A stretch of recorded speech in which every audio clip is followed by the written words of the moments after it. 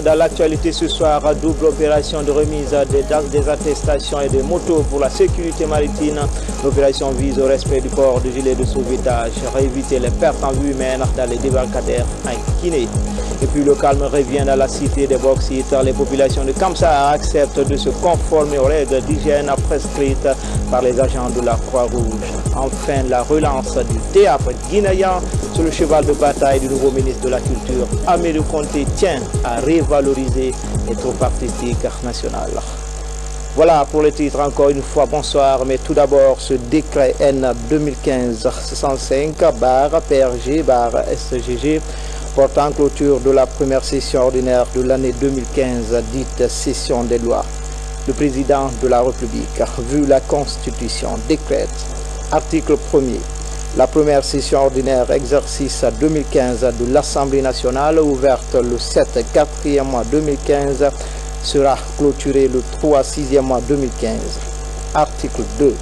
Le présent décret qui prend effet à compter de la date de sa signature sera enregistré ou publié au journal officiel de la République Conakry le 1er juin 2015, professeur Alpha Condé.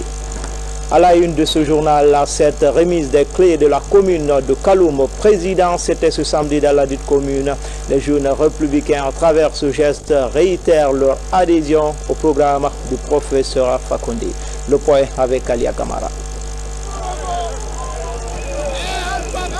Le président Alpha Condé, désormais en possession de la clé de Kaloum, le geste de toute une commune pour prêter allégeance au chef de l'État. À peine rentré d'Abuja, le président de la République reçoit ce geste des jeunes, femmes et sages d'une des plus importantes communes du pays, le cœur de la capitale Conakry.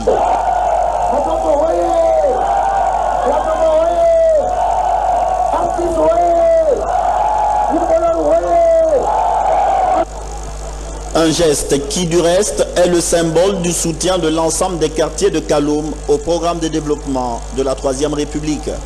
Permettez-nous de vous remettre, Excellence, Monsieur le Président de la République, chef de l'État, protecteur des arts et de la culture, la clé de la commune urbaine de Kaloum, qui nous en sommes sûrs va être le réel point de départ pour la relance du dialogue entre les différentes composantes de la vie politique de notre nation. Je voudrais, Excellence, Monsieur le Président de la République, vous rassurer que la jeunesse républicaine de la Guinée ne ménagera aucun effort pour soutenir les actions du gouvernement du président de la République, le professeur Alpha Condé.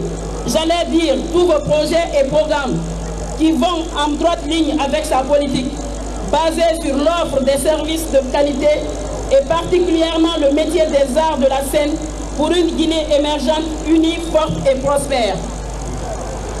Et puisque nous voulons réussir à initier l'édification dans le changement d'une Guinée nouvelle, faisons donc comme les auteurs de la Pléiade. Rêvons, présentons, illustrons et défendons la Guinée de nos ambitions. Ensemble, nous le pouvons. La remise de la clé de Kaloum au chef de l'État est un geste fort. Elle intervient à 4 mois de l'élection présidentielle. Mieux, elle est l'illustration de l'engagement de la brave population de cette commune à accompagner le président Alpha Condé. Un geste qui a toute sa symbolique aux yeux du gouverneur de Conakry. C'est une jeunesse qui est engagée pour la République, qui est engagée pour l'État, qui se met au respect de l'État, au respect des lois, qui est dépolitisée, mais qui par contre reconnaît tous les acquis de la République. Elle est présidentielle parce qu'elle est convaincue que le président de la République, c'est l'idole du peuple. C'est pourquoi à cette occasion, elle m'a chargé de remettre officiellement la clé de Kaloum au président de la République. Kaloum, c'est l'épicentre de la paix. Kaloum, c'est la métropole de la Guinée. Kaloum, c'est la résidence du chef de l'État. Kaloum, c'est là où existent les institutions. Kaloum, c'est le havre de paix. Cette clé est utilisée pour le professeur Alpha Condé pour ouvrir les portes à la paix, à l'unité, à la cohésion. Fermer la porte à la démagogie, à la trahison, au non-respect de l'autorité de l'État. Cette cérémonie est organisée par la jeunesse républicaine de Guinée. Les jeunes, par ce geste, mesurent toute leur place au sein de ce mandat qui leur est dédié et promettent d'être aux côtés du président Alpha Condé lors de la prochaine élection présidentielle. La clé de la commune de Kaloum est désormais dans les mains du professeur Alpha Condé, tout un symbole. Comme annoncé dans les titres, double opération de remise des attestations et de motos à la sécurité maritime. Il s'agit de bien veiller au respect du port des gilets de sauvetage. Très souvent, dans les débarcadères, des pertes en vies humaines sont enregistrées. L'opération survient au lendemain de la signature d'une convention entre l'Académie régionale des sciences et techniques de la mer basée à Abidjan et la marine marchande. Explication, Fodé Camara.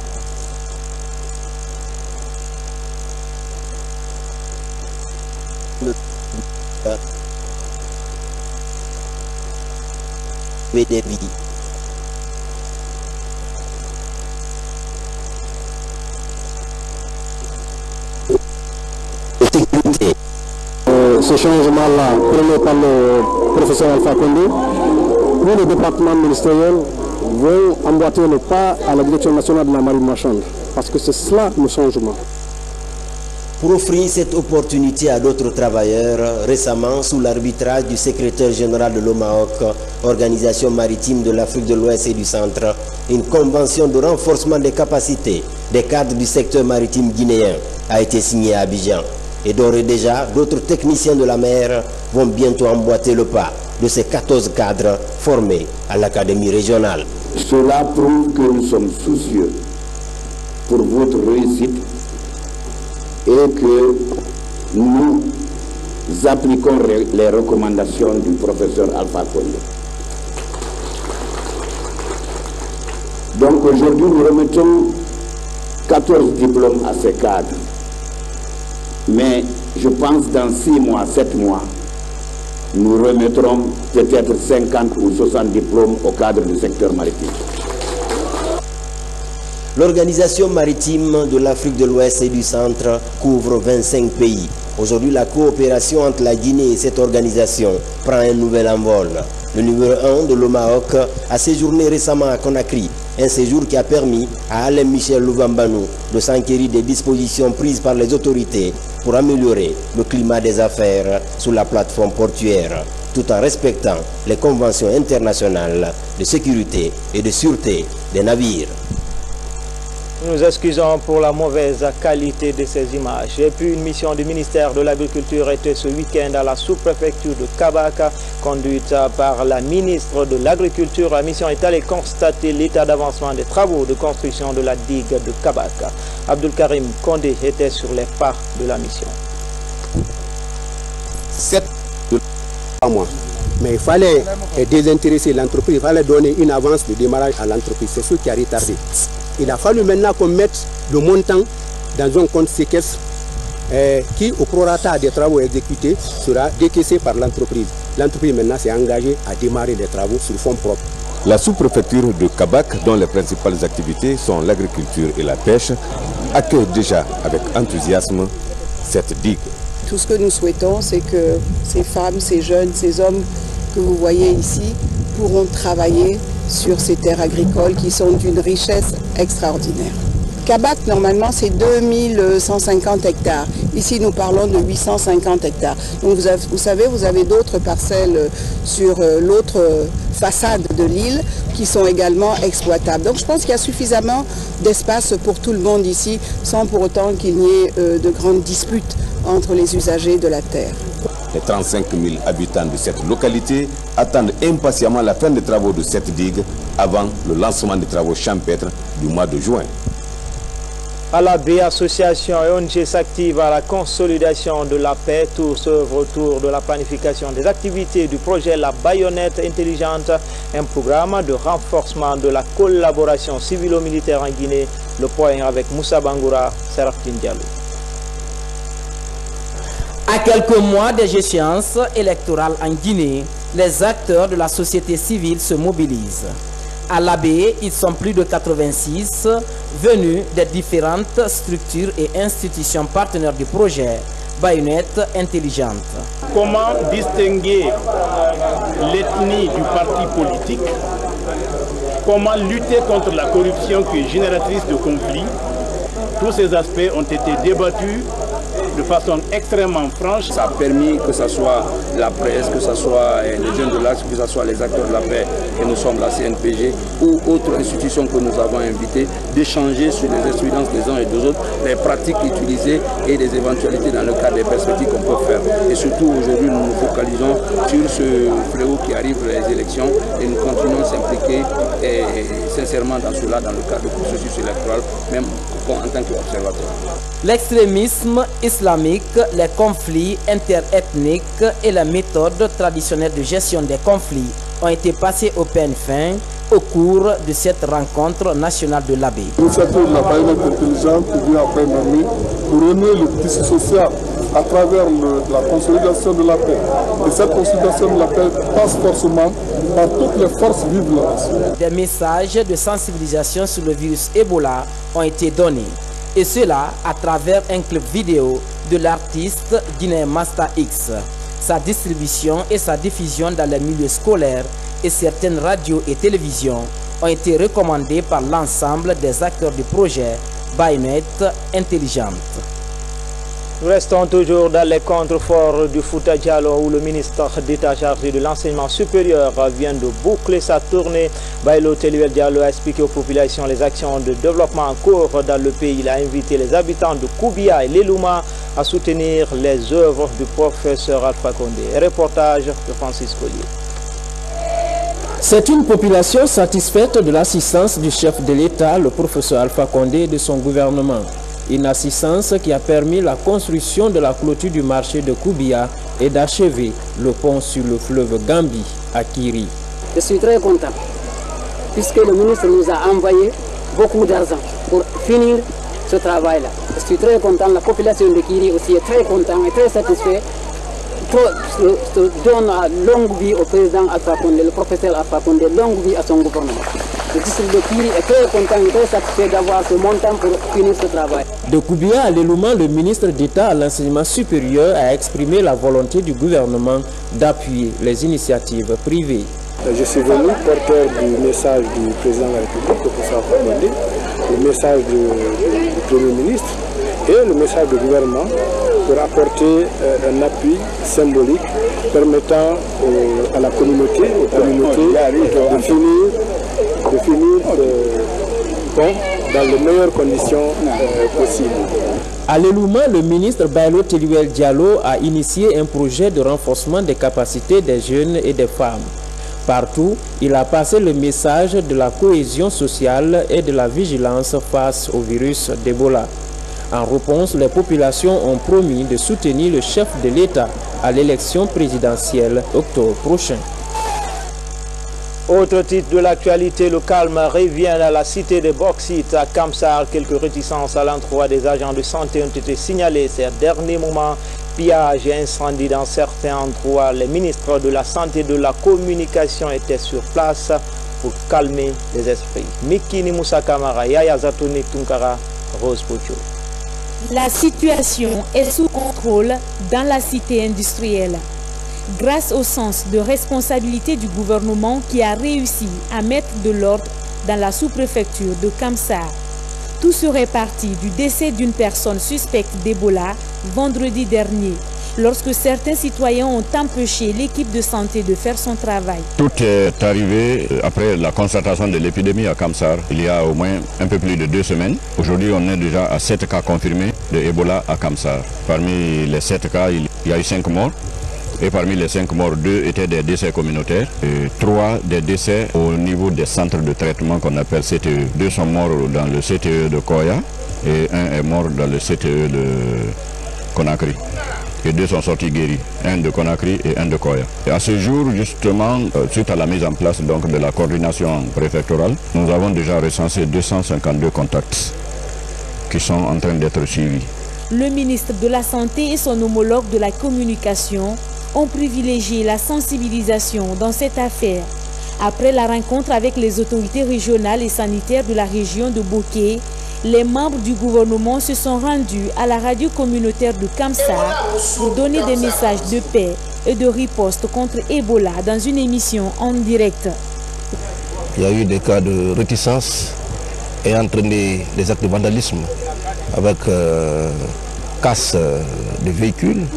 Et des agents, également 2 agents ont été blessés. Et en ma qualité de ministre de la Santé et sur restriction du Premier ministre du gouvernement, nous avons essayé de venir nous enquêter de la situation et voir dans quelle mesure nous pouvons apporter des solutions idoines au niveau de Kamsar. La situation est sous contrôle. L'essentiel aujourd'hui est de faire en sorte que tous les acteurs qui doivent intervenir soient présents sur le terrain et qu'ils puissent commencer le travail le plus tôt que possible. Et nous sommes venus pour les rassurer, non seulement pour leur dire que l'État est disposé de les accompagner, et ensuite les mettre en sécurité du travail, mais également faire en sorte que la population soit suffisamment sensibilisée pour accompagner les efforts du gouvernement et des personnels humanitaires et des personnels soignants. À Kamsar, la vie reprend son cours normal. L'usine fonctionne sans interruption après quelques perturbations. Justement, par rapport aux actes de vandalisme constatés ces derniers temps sur le personnel soignant de virus et Ebola et leurs équipements, nous recevons sur ce plateau le ministre de la Sécurité pour une importante déclaration. Communiqué conjoint. Le ministre d'État, ministre de la Justice, garde des Sceaux et le ministre de la Sécurité et de la Protection civile constatent avec force regret que des actes de vandalisme, de destruction de biens matériels et de violence sur le personnel soignant des malades d'Ebola ainsi que dans certains centres de santé ont été enregistrés dans les localités de Lansanaya, Akoya, Tanene, Abdibreka, Forekaria, Fria et Kamsar, et ce, malgré les mesures d'urgence sanitaire renforcées décrétées par le gouvernement dans le cadre de la lutte contre la maladie à virus Ebola. Face à cette situation déplorable et inacceptable, les autorités en charge de la justice et de la sécurité invitent les citoyens à la retenue pour préserver les acquis déjà enregistrés. En tout état de cause, tout acte de vandalisme, de violence et de destruction de biens fera l'objet de poursuites judiciaires et les auteurs seront jugés, condamnés à des peines de prison fermes, sans préjudice des dommages-intérêts. Je vous remercie. Guinée Info se poursuit, page santé, la lutte contre les fistules obstétricales au cœur d'une rencontre du côté de Nzérékouré. Les acteurs impliqués dans ce combat organisent des campagnes de sensibilisation sur les dangers liés à cette maladie. Mohamed Salioupaï nous signe ce reportage. La dignité des femmes commence lorsque la fistule obstétricale est totalement éradiquée. C'est à travers ce thème que la Journée internationale pour l'élimination de cette maladie a été célébrée en Nzérékouré. Réel problème de santé publique dans les pays en développement, la fistule obstétricale qui souffre d'un déficit de communication reste discrète, ennuyeuse et parfois qualifiée de honteuse. Les mariages précoces et les grossesses précoces en sont quelques-unes des causes. La Haute-Guinée et la Guinée forestière détiennent les plus fortes proportions de porteuses de fistules obstétricales avec respectivement 58% et 18% de cas notifiés. On a parlé des causes, des facteurs qui prédisposent. Et une fois que ces causes sont connues, ça va permettre donc aux femmes, aux familles, aux parents de prendre soin.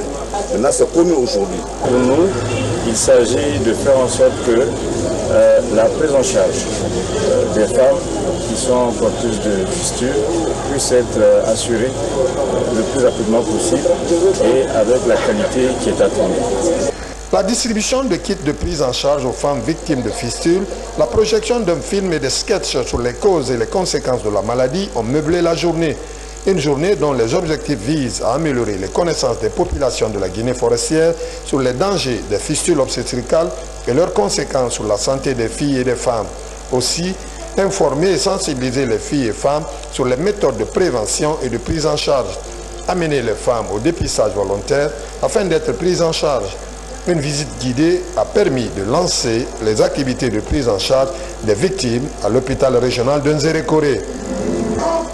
Dans l'actualité encore, le chef du gouvernement poursuit sa tournée de prise de contact avec les populations à la base.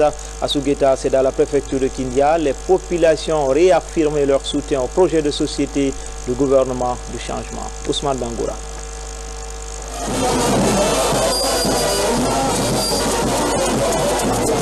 Cet imposant carnaval ici dans la commune rurale de Sougueta, préfecture de Kindia, marqua l'arrivée de l'émissaire du chef de l'État, le professeur Alpha Condé.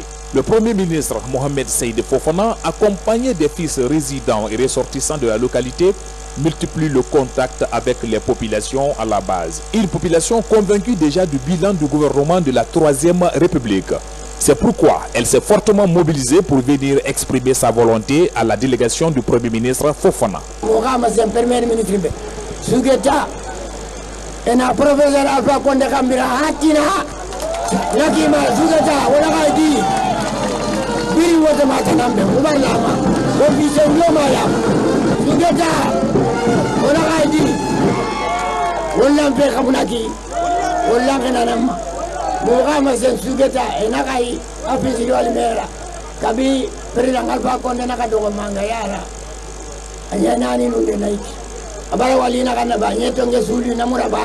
Le Premier ministre Mohamed Seyd Fofana réjouit de l'accueil de la population des 21 districts que compose Sougueta, a exhorté cette population de Sougueta à l'unité nationale. Nous sommes assurés que les populations ont bien compris le message qui leur a été délivré auparavant par les émissaires du gouvernement par rapport à la riposte à cette maladie. Alors, partout où nous sommes passés, nous avons constaté que les populations ont bien compris. Donc, nous les avons exhortés à continuer sur ça, mais surtout au vu des dernières réticences qui ont été signalées ici et là, nous les avons mis en garde au jour d'aujourd'hui pour que chacun soit vigilant et chacun prenne ses responsabilités. Aussi, nous avons conseillé de travailler pour l'unité des fils et des filles de cette localité. C'est-à-dire qu'il y a tous les responsables ici, afin que les responsables à tous les niveaux travaillent dans la synergie des efforts pour que l'on puisse atteindre les objectifs que nous nous sommes fixés, non seulement par rapport à cette maladie, mais aussi par rapport au développement en général de la localité.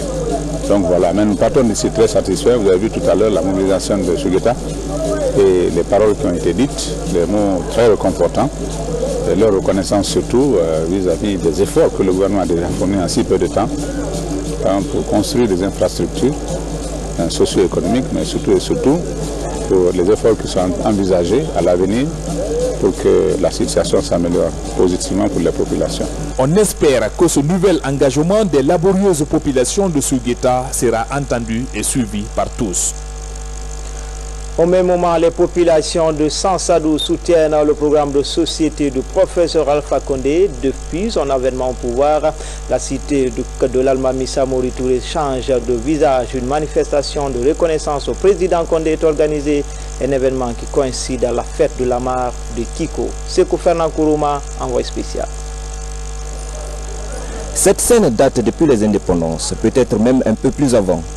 Pour joindre les deux rives, les populations font recours à ce vieux bac. Une traversée dangereuse, avec pour conséquence la noyade des personnes et de leurs biens. Face à cette réalité, les riverains du fleuve sollicitent du chef de l'État un ouvrage de franchissement. Nous apprécions votre engagement personnel à être à l'écoute des populations des dites communes rurales qui sollicitent de la haute bienveillance de son Excellence le Président de la République la construction d'un pont sur le fleuve Milo entre Santando et Guilebakoro à 2 km de la route nationale numéro 6. Du débarcadère direction la sous-préfecture. Voici comment les populations de Sassando réitèrent leur soutien au chef de l'État. Derrière cette mobilisation se fixe un idéal, celui de donner le prochain mandat au président de la République. Ces gens venus des différents districts ont une seule volonté, hisser plus haut le flambeau de progrès et de changement que la Troisième République imprime à la Guinée. Pour y arriver, un geste s'impose. Quand vous aimez le président, si vous ne mettez pas le bulletin dans l'urne, vous ne pouvez pas vous faire gagner. Donc il faut mobiliser tout le monde, il faut que tout le monde se ressemble, il faut que les gens, le jour du vote, viennent voter.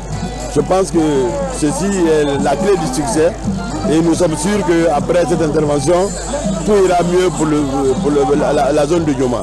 Après une sensibilisation des populations aux enjeux des élections prochaines, colonel Toumani Sangaré est allé ouvrir la fête de la mare de Kiko, une véritable expression des valeurs culturelles de la localité. Le but de notre déplacement était de sensibiliser la population pour adhérer au processus d'enrôlement dans le cadre de la révision de la liste électorale.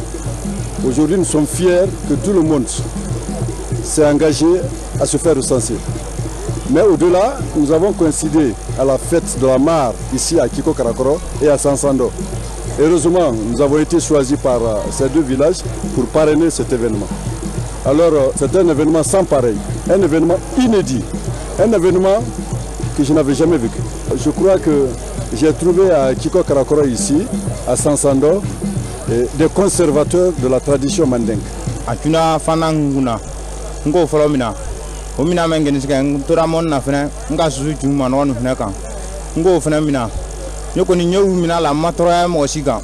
Si la fête est belle cette année, les populations souhaitent la célébrer l'année prochaine avant d'avoir reconduit professeur Alpha Condé à Sékou-Touré. Dans le reste de l'actualité, bientôt les examens nationaux. Certains établissements scolaires préparent déjà leurs candidats prévus pour le mois prochain. En attendant, élèves et encadreurs multiplient les débats scientifiques dans les écoles pour, disent-ils, éradiquer le virus Ebola en Guinée. Aïssata Kamara. Les examens nationaux auront lieu en juillet prochain en dépit de 3 mois de retard liés à l'ouverture des classes du fait d'Ebola dans le pays. Pour le directeur communal de l'éducation de Matoto, les programmes d'enseignement dans les établissements devraient être achevés d'ici à la fin du mois de juin. La sollicitation de l'enseignement préuniversitaire à travers son service national d'examen et l'inspection générale de l'éducation ont révisé le calendrier des examens nationaux qui était prévu pour le mois d'août. Vous voulez que ça soit du mois d'août, maintenant à cause de l'état d'avancement du programme qu'on s'était enseigné, au jour d'aujourd'hui, notre département a décidé de modifier un peu le calendrier des examens nationaux. L'entrée en septembre est prévue du 20 au 22 juillet, le BPC du 27 juillet au 1er août et le baccalauréat va se dérouler du 3 au 7 août. On est dans la 18e semaine et dans la 18e semaine, le plan de progression prévu par l'IGE était 66,60%. Au jour d'aujourd'hui, nous sommes dans les 60, 65 et voire même 67% dans certaines disciplines. Déjà, quelques grands centres sont retenus pour ces examens à Conakry. Les autorités envisagent de renforcer les mesures sanitaires dans les centres qui vont accueillir prochainement les candidats aux examens nationaux. Cap sur la ville Carrefour, Mamou, la crème de la recherche scientifique en Guinée est en conclave. En toile de fond, préparer la 14e édition du Salon africain de l'invention et de l'innovation technologique, une rencontre qui se tiendra cette année au Mali. Mamadou Paté-Baldé.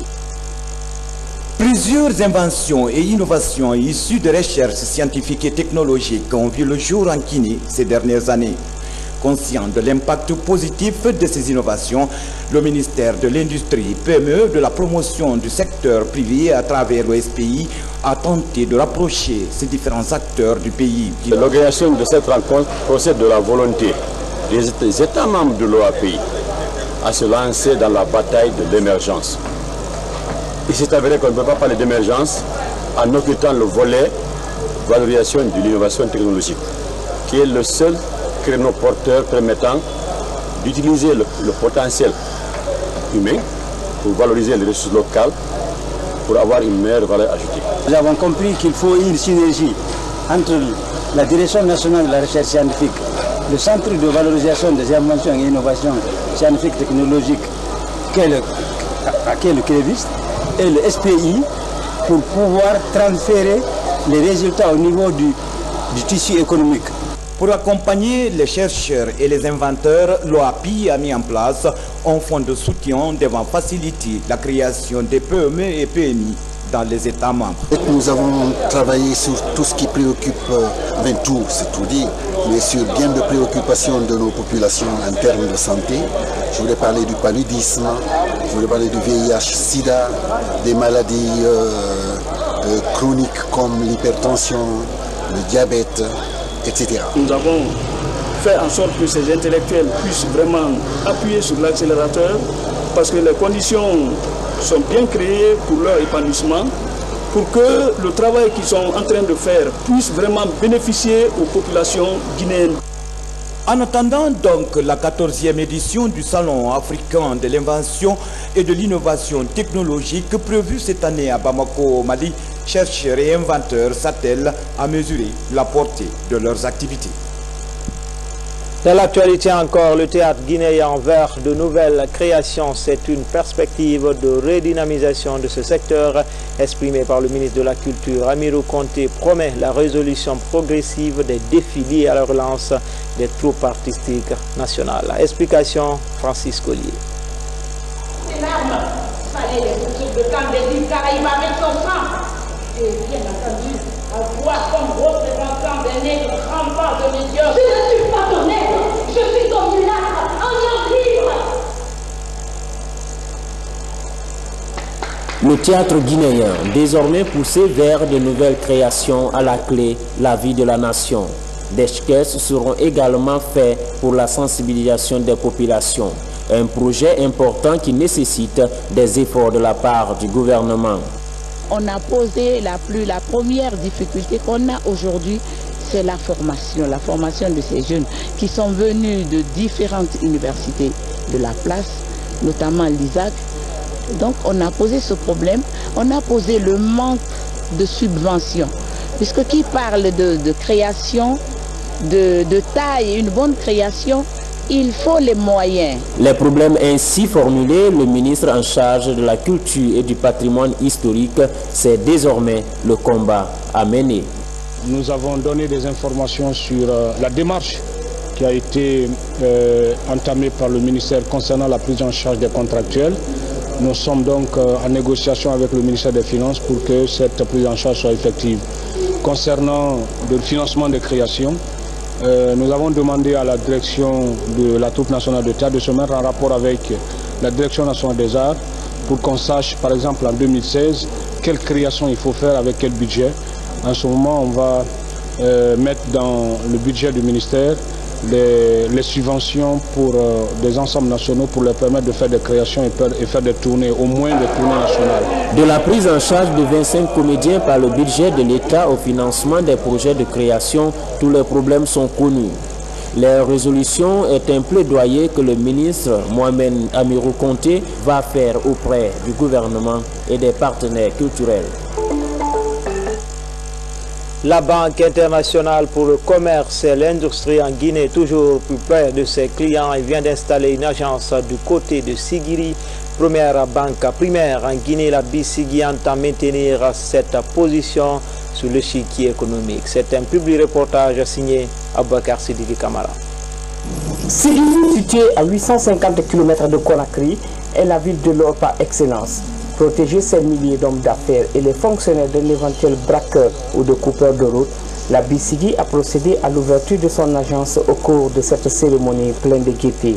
Cette belle agence qui est en face de vous comporte un service de caisse et de guichet, un service d'exploitation, une salle de tri, un service de transfert rapide Western Union Orange Money et un guichet automatique de banque que nous avons le bonheur de mettre à votre disposition. Soucieux de la protection des populations et de leurs biens dans la ville de l'or, les autorités sont confiantes. C'est le lieu de dire que l'implantation de cette banque, bien que tardive, à Sigiri, s'inscrit en droite ligne avec la politique du président de la République, le professeur Alpha Condé, de débarrasser le pays de la pauvreté, de l'ignorance, du vol, de la criminalité, du grand banditisme et des coupeurs de route. Aujourd'hui, nous sommes fiers de couper ce cordon qui donne la possibilité aux populations de sécuriser leurs biens. Je ne vous apprends rien en vous disant que Sigiri est une des plateformes économiques non négligeables de la Guinée. Cette agence de Sigiri complète le réseau bancaire de la Bissigui à 30, marquant ainsi sa présence dans tous les grands centres économiques du pays, ce qui concorde avec sa stratégie de proximité et d'intégration du tissu économique de la Guinée. Enfin, les fidèles musulmans de Koyin disposent désormais d'une mosquée moderne à coût de réalisation plus de 2 milliards de francs guinéens. Elle est l'œuvre des fils ressortissants résidant de cette localité. La cérémonie d'inauguration de cette maison de Dieu a connu une forte mobilisation de la part des amis de Tougué. Abdoulaye Ningelande Diallo, Tcharno Maroufba, de retour de Koyin. À 42 km de Tougué, la sous-préfecture de Koyin, l'un des 9 dieux du Fouta théocratique. Au dire des témoins de l'histoire, cette localité a été fondée au XVIIe siècle par le grand guerrier Tcherno Saliou Balamo Koyin. C'est ici que se trouve la 4e mosquée du Fouta théocratique. Jusqu'en 1984, cette maison de Dieu était en banco et couverte de paille. Ce lieu de culte est aujourd'hui reconstruit avec une nouvelle architecture. Le retentissement de cette tabala marque une nouvelle ère pour ses fidèles. Les travaux de reconstruction ont été financés par les ressortissants à hauteur de 2 milliards de francs guinéens. La mosquée là a plus de 300 ans. Vous comprenez, en ce moment, il n'y avait pas beaucoup de monde. C'est la poussée de la démographie, c'est la croissance des populations, c'est l'augmentation de l'évolution de l'architecture des mosquées. C'est ce qui nous a poussé, nous a motivés. Et puis le développement de la société même. Cette mosquée d'une capacité de plus de 300 fidèles est bâtie sur une superficie de 555 mètres carrés avec un bloc annexe de prière pour les femmes et une salle de lecture. Connaissant l'histoire de cette mosquée, les autorités gouvernementales ont salué les efforts consentis par les fils de Koyin. Et dans le Fouta théocratique, la mosquée de Koyin est l'une des plus anciennes. Vous comprendrez donc qu'à raison de cet événement hautement historique et d'importance, que je sois heureux d'avoir été investi de la confiance du président de la République, le professeur Alpha Condé, pour le représenter à l'effet de participer à cette cérémonie d'inauguration de cette grande mosquée. C'est donc un sentiment de fierté. Et ce que nous avons apprécié, c'est la très grande mobilisation des fidèles musulmans, disons de toute la contrée et de toutes les contrées voisines. C'est un sentiment de satisfaction d'avoir participé à cette grande cérémonie d'inauguration de cette grande mosquée qui incarne une partie de l'histoire religieuse du Fouta. La réhabilitation de cette mosquée est une opportunité pour les fidèles musulmans de Koyin de se rapprocher du Créateur à travers des prières et bénédictions. Et puis ce communiqué du Premier ministre, le Premier ministre chef de gouvernement a la profonde douleur d'annoncer au peuple de Guinée la disparition de M. Amara Kamara, père du ministre de la Ville et de l'Aménagement du territoire. Décès survenu le 27 mai 2015 à 21h à l'hôpital préfectoral de Macenta des suites de maladie. L'enterrement a eu lieu le lendemain, jeudi 28 mai 2015, à Macenta. Le Premier ministre chef de gouvernement informe par la même occasion que les cérémonies de sacrifice sont prévues pour le dimanche 7 juin 2015 à Conakry. Que la terre lui soit légère. Amen. C'est tout pour les infos. Tout le plaisir a été pour moi de vous servir. Très belle soirée à tous.